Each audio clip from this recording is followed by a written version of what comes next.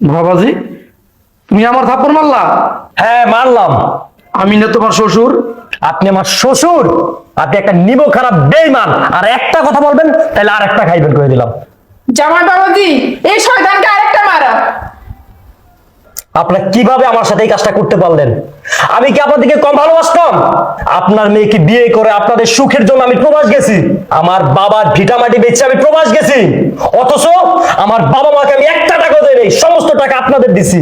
আপনারা আমারটা খায়, আমারটা পরে, আমার টাকায় গাড়ি বাড়ি করে আমার সাথে পটিয়ে নিলেন।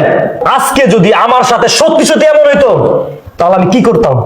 আরে নিজের বাবা মারে না দিয়া আমি কাদের জন্য কি করলাম? বাবাজি, তোমার সাথে কিছু হয় নাই?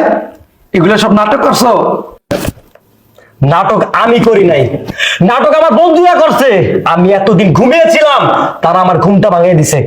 তোমার বন্ধুরা নাটক করছে মানে? তুমি কি বলা, কিছু তো বুঝলাম না। আরে আমি প্রবাস থেকে যখন এয়ারপোর্টে আসি, আমার বন্ধুরাই আমাকে কিডন্যাপ করছে। আমি ঘুমিয়েছিলাম, তারা আমারে ঘুম ভাঙিয়ে দিছে। আর তোমাদেরও পরীক্ষা হয়ে গেছে। আরে তোমরা তো আমাকে ভালোবাসো না, ভালোবাসো আমার প্রবাসী টাকাকে।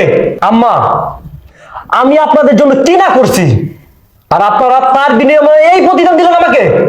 আমার বন্ধুরা ঠিকই বলছে, তুই কাদের জন্য কি করিস? প্রবাস গিয়ে লক্ষ লক্ষ টাকা শ্বশুর শাশুড়ি পাঠাস বাবা না দিয়া।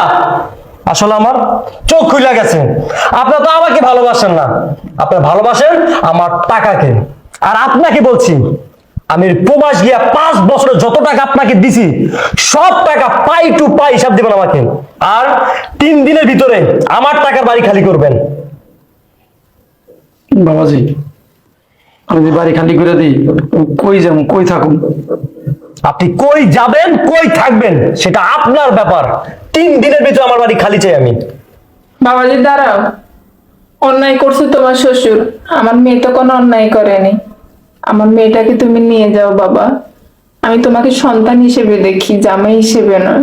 আমি জানি আপনার আর আপনার মেয়ের কোনো দোষ নাই, শুধু আপনাদের জন্য এই লোকটা এখনো ভালোভাবে দাঁড়িয়ে আছে। নয়তো এই ক্ষমাখামি চেঞ্জ করে ফেলাইতাম আমি। এই চলো।